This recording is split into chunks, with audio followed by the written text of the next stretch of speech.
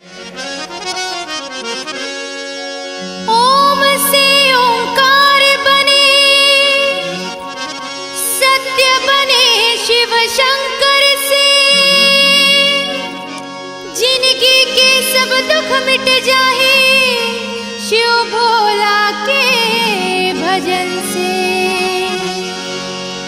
शिव अविनाशी अंतर्यामी, जय गिरि उमा महेश, आदि शक्ति है माँ तू भवानी, काटो सकल करे।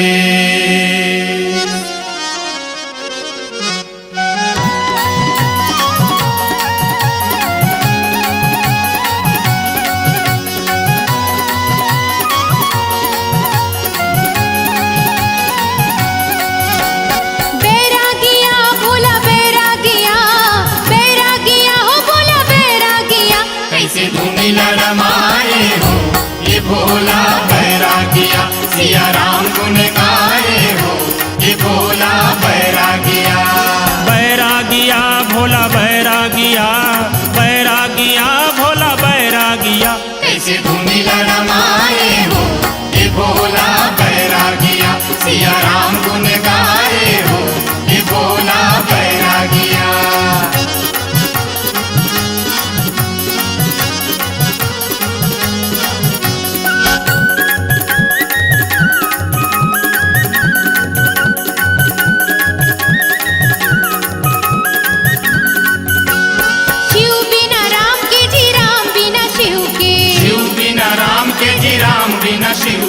भक्ति बिना मुक्ति न होए कोनो जीव के, भक्ति बिना मुक्ति न होए कोनो जीव के। मोर भंगिया हो बाबा मोर भंगिया, मोर भंगिया हो बाबा मोर भंगिया, राम कथल सुनाए हो ये भोला बैरागिया, कैसे धुनी रमाए हो ये भोला बैरागिया।